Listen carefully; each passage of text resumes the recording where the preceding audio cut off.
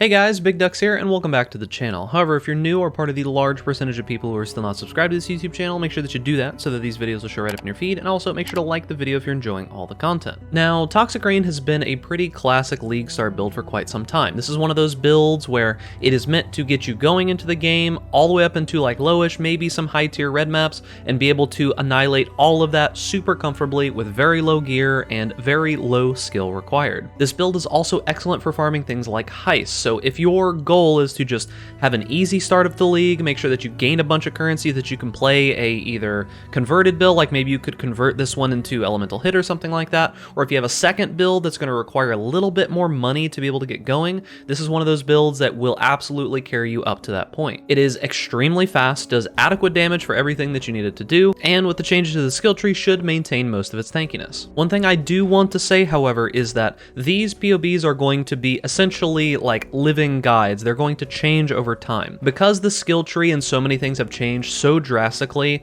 it is mostly impossible for anyone to really know what exactly is going to be the best way to do things. This is going to be a learning experience for both me and for you guys. So these path of buildings will be updated over time. So make sure that you come back to the video occasionally as you're going through the league. Check down in the description of the video for that path of building. There should be notes on anything that I've updated for it, so make sure to look out for those. And for those people who aren't capable of using path of building, either you're on console or for some reason path of building doesn't work for you, there's going to be a channel on my Discord meant for each individual League start build. So if you don't have access to those things, make sure to join my Discord, also linked down in the description. So I want to talk a little bit about how this path of building is set up, the work that I've done to get it to where it's at, and what you should be looking for in this actual path of building. So the first thing I want to talk about is the actual leveling. So there are leveling trees in here. You'll see that they tell you exactly which nodes to take as you level up throughout the campaign. Also do keep in note that as you go through these, it will show you which ascendancies you're supposed to take as well. Make sure to follow these if you're wanting the best experience while leveling. They should be relatively straightforward. All that you have to know is you just take all of the nodes as you travel along these areas.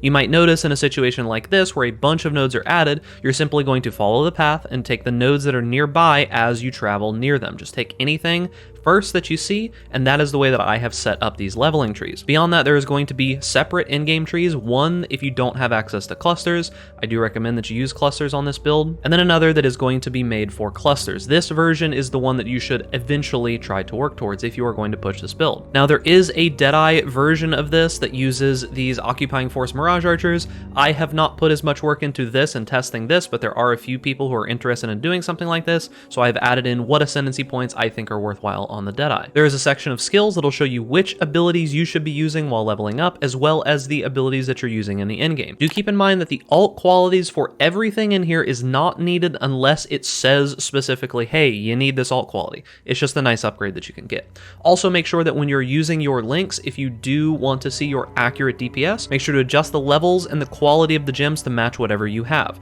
These are meant to be guidelines and what your goals should be towards the end of the game. In the item section, there are going to be multiple sets of items available in here, from a budget set that should get you all the way up into low tier red maps, a mid tier set that should allow you to complete the game, and then an expensive set if you are interested in pushing the build significantly further and doing some more in-game content. And last but not least, there are extensive notes set up in here. If you have any questions, this should be the first place that you go. I've talked pretty extensively about anything that you should have questions about that isn't answered in this video, and if nothing in here helps you, you can always join my Discord, and there are plenty of helpful people in there, but just remember that it isn't their job to help you. They will help you if they can. So talking generally about how this character actually deals damage, we use Toxic Rain, which is a damage over time ability. It is an attack, however, it functions closer to a spell. The main way that we're scaling damage is through the pods that land on the ground, not the actual attack itself. We scale damage over time, as well as increase duration to make these pods do longer and more potent damage. We do also use a Ballista that is going to be casting Toxic Rain as well. This allows us to stack Wither through Withering Touch,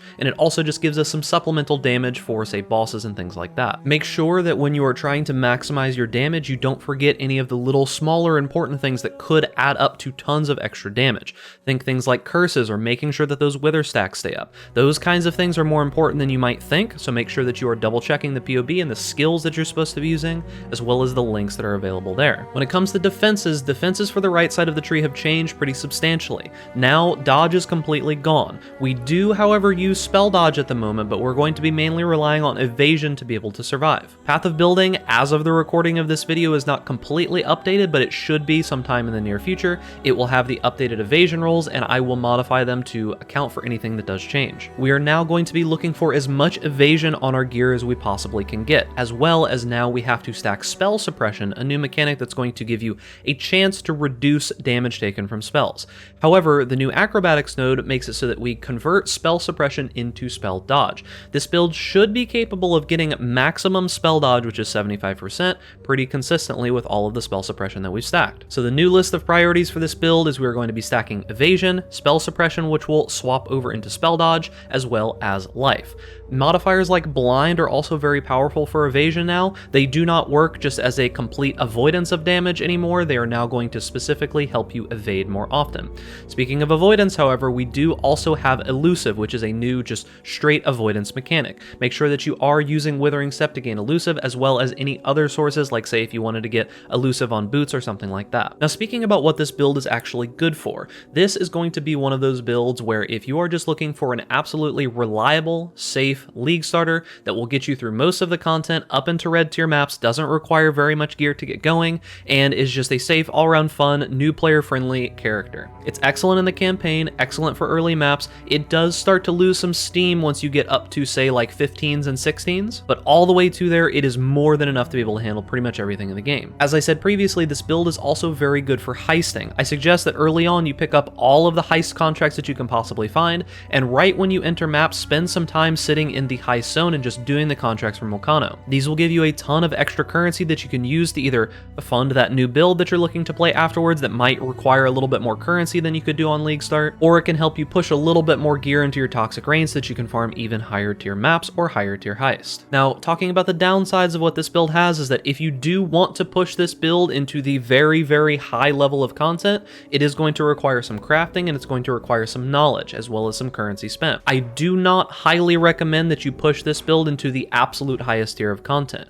As of right now, this is much more suited to be a League Start build. That being said, you can scale it up to being able to do most of the content in the game. I'm talking like Cirrus, I'm talking like Uber Elder, most of the invitations, so on and so forth. But it will require investment. You have been warned. Now, talking about different ascendancies that you could use with this build, the main reason that we use the Raider is simply because it allows you to go fast and it has a lot of defensive layers built into it. Quartz Infusion has been changed to be only spell suppression now, instead of the dodge and spell dodge that it had previously, and we have lost some power from the previous nodes that we used to take. So nowadays we're going to be scaling frenzy charges instead, so we're going to be taking the frenzy nodes. There is room for a Deadeye version of this build where you're just going to be scaling Mirage Archers and doing more damage through that. This is typically a single target build, but you're going to sacrifice speed as well as sacrificing some of your defensive layers to be able to go this. And last but not least, there is a champion version that's floating around. However, I don't feel that this is actually that good for softcore.